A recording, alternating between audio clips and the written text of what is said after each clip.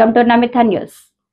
ములకల చెరువులో ఎమ్మెల్యే ద్వారకానాథరెడ్డి సారథ్యంలో వెన్నుపోటు దినోత్సవం ర్యాలీ.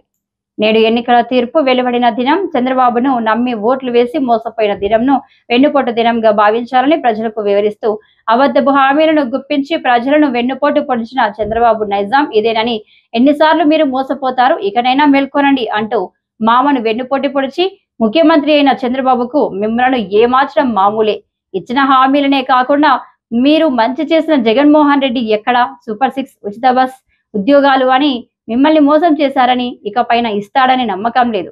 మీరు ఆలోచించండి. ప్రజల పక్షాన నిలబడుతున్న వైఎస్ఆర్సీపీ పక్షాన నిలబడాలని పిలుపునిచ్చిన ఎమ్మెల్యే ద్వారకానాథరెడ్డి.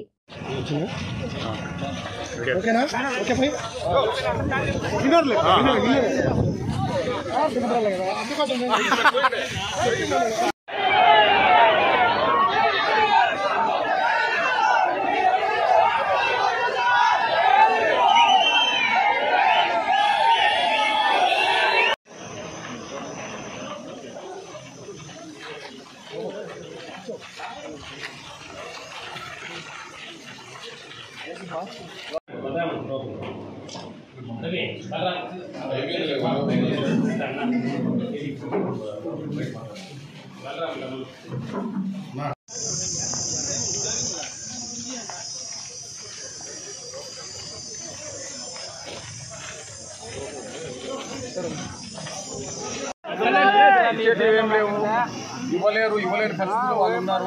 అట్లని మనం అడగాల్సిన అవసరం కూడా లేదు. మనం ఏంది అనేది అక్కడి నుంచి కూడా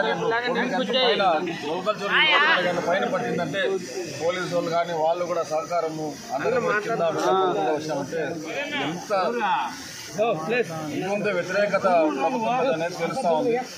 మనం ఏదో అనుకుంటా ఉన్నాం రెడ్ బుక్ అని.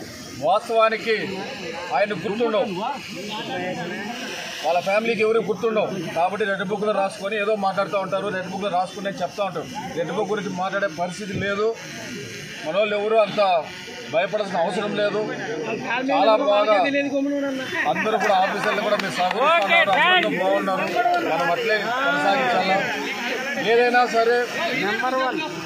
ఏదైనా సరే మంచైనా చెడ్డైనా ఏమొచ్చినా కానీ నన్ను ఆ రోజు ఆశీర్వదించిన నేను ఎవరో తెలకన్నా ఎవరికి వచ్చిన రోజు 9 ఏళ్ళు పైన మళ్ళీ కూడా ఇప్పుడు కూడా అలా మీ సొంత అన్నదమ్ముడు కానీ నన్ను చూసుకుంటూ ఉన్నారు. చాలా సంతోషం.